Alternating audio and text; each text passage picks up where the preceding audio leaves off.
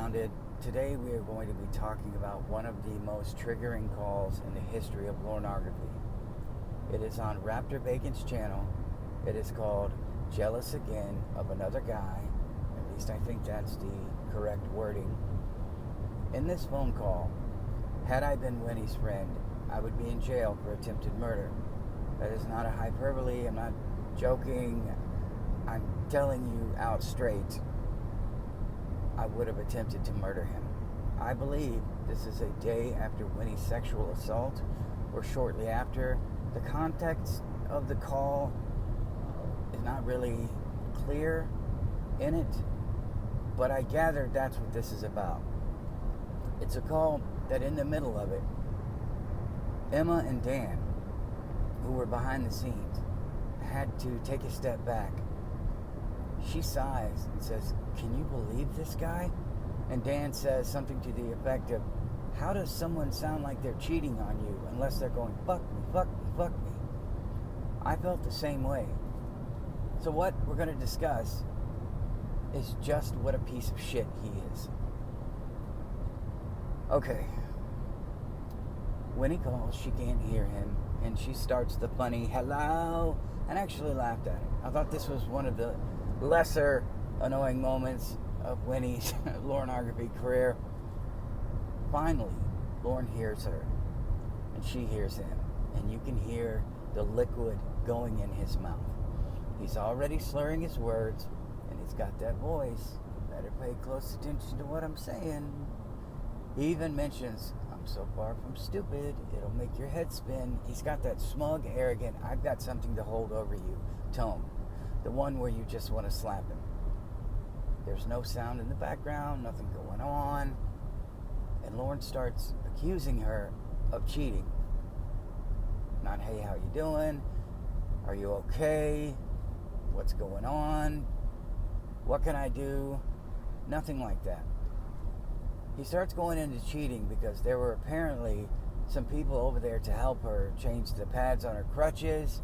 And she made a comment of, "Who wants to clean my asshole?" or something like that. You know, typical Winnie, just being a psycho. Something Lorne should have been used to. But we talked about spousal paranoia. And we know Lorne has it. And he thought that if they got married, that was going to stop all this stupid fucking bullshit. But it didn't. It didn't stop it. I told you it would make it worse. His attachment to her grew stronger. And he assumed that because his grew stronger, hers would grow stronger. And a wall would immediately go up around her, and it would repel the opposite sex. That's not how it works, Lorne. So yeah, it starts off a little infuriating, but you're like, okay, we've heard all this before. He starts accusing her of cheating. He's certain, and I think he means this, because bipolar, sitting around, coming up with all this crap in his head, firmly believing that what he's imagining is real. He starts telling her there's a guy sitting in her lap with his legs across her, a woman who's on crutches, who is in trouble if she has to have somebody wipe her private parts. And he's accusing her of a specific way of cheating. He says, "I can hear another guy." He thinks that she is silently giving this guy a blowjob or masturbating him while he's on the phone. I know I say it a lot, but I want you to take a moment to process that. This is a woman who went through a traumatic experience, and Lorne is thinking the first thing that she's thinking about is getting laid again. He's getting drunker as the call goes on, and his accusations get more and more to the point where a real woman would have started crying and hung up.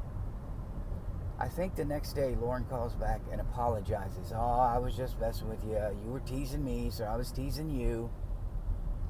There are so many moments in this call that, had this been exposed to the real world, had this been exposed to people in prison, Lorne would have had a rough night. The accusations continue, and he does the, "Yeah, well, you ain't prove it to me yet," because we know with Lorne that's all he has, is "you have to prove it to me." Even though I've been a piece of shit this entire fake relationship, you have to prove yourself to me. So Winnie is watching TV. Lorne hears the TV. I hear another guy. Who is that guy? Who's that guy you got there with you? He had been doing that all along, but now he heard the TV. She turns it up. It's Steve Harvey. She had been watching America's Funniest Home Videos and was laughing at a penguin who slipped and slid on his belly. And Lorne assumed that she was lying and actually laughing with another guy. He wants this woman who's on crutches to get up and leave the house. And he starts raising his voice, and he turns that rage up. And all I kept thinking was, your woman is in need of medical assistance of some kind, and this is how you're treating her. This is why you called Debbie in the hospital while she's clinging to life and accused her of being in bed with Angelo, a woman who could barely speak, who possibly has brain damage, and you're telling her that there are possibly cameras in her house, as I mentioned before. I'm just trying to relate that story to this one. He is to the point with her that rather than break up with her because he's certain she's already cheated on him. You remember the cuck video? Yeah. He's certain she has already cheated on him. A normal person, certain that someone else would have cheated, would have moved on. But this is Lorne. He is so desperate. He has nothing going on. He stays. He would rather torment this poor woman than be of some kind of assistance or value. He then brings Debbie up, being the town whore, because he's probably heard that in Cornville a lot, because there aren't a lot of women. And in Lorne's eyes, every woman who said paper or plastic, how can I help you? Sir, are you looking for something specific today? Is freaking slotting on him, cheating on me. That is such a deep issue that it cannot be fixed without some serious help. He had been sitting there drinking, waiting. He had texted and called her the night before. She never responded to him. Now keep in mind, these are texts and calls that came in the middle of the night, and she didn't respond. Someone who was injured or had just been sexually assaulted, probably exhausted, and he's angry that in the middle of the night, she did not get up, and she did not call and text him and spend all of her time on the phone. So obviously, according to Lorne, who our new motto is, he needs all of your time, all of the time, she had been cheating on him. Anyone who ever comes to help him, to aid, or to help her or aid her, to be there for her, is only there to have sex with her. And all Winnie thinks about is sex. And if you remember in the sexual assault calls, he asked her how hard she fought. And he never, ever apologizes. Even when Emma plays those calls back, he won't apologize. Women, there are guys out there that do this, and some of you are in relationships with these guys, and you put up with it because you were once truly in love, because you still have strong feelings. And it's difficult to leave a relationship because not only do you have to sever that tie, but you're severing your friendships, your sharing of homes, your property. It's a lot of work, and you have to deal with each other during the breakup process.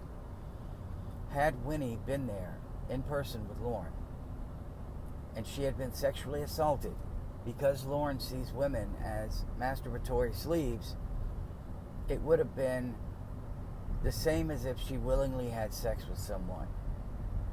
There have been cases where men dump their wives because they just don't know how to handle it. And I understand to a degree. Yes, she had sex with someone else, but it wasn't her fault. So they're processing that another man has been with their wife, and they're processing, I don't know what to do here. How do I be here for that woman? Well, here's the thought, guys. If you go through that and you truly love this woman, yes, your sex life is ruined. It is. It will be an inconvenience for you. But you should be there for her. Go to classes. Learn how to support her. You're supposed to be her spouse. And if you treat her like Lorne treated Winnie, you're no better than he is. This is a hard situation for anyone. But it's not so hard that you would assume that the person who got assaulted is thinking about nothing other than dick. He thought, again, she was giving a silent blowjob or a hand job, because in his head, that's what he figures could be going on. That's the one thing he could formulate. Okay, this is a possible scenario. All right, I'm going to stick with this. And as he goes on, that smug voice, you can hear him getting drunker, you can hear him drinking, and the next day, I believe, if I'm correct, he calls back and tries to play it off as a revenge or a joke. The call gets even more sickening, but those are the main points I wanted to talk about. If you want someone to understand who he truly is, what he's truly capable of, this would be one of those phone calls, along with How Hard Did You Fight? And the unintentionally recorded Roy and Lorne screaming match. He should never be with a woman, around a woman. He should never be around children. He is a monster. The only funny thing is I tried to put those angry eyes on him, but because his face is so misshapen, no matter what I did, resizing one side, resizing the whole thing, skewing it, tilting it, even trying to use the 3D skew, I couldn't get it to fit. Because, as Winnie said, the shape is mongoloid. His brain is small, his penis is broken, his soul is nothing but a black pit of assholeness. I hope this didn't trigger you as bad as it did me. Remember, jealous again of another guy on Raptor Bacon's channel. Sean from Little Grounded. Please have a good day. Please like, subscribe, and share, and I'll see you in the next one.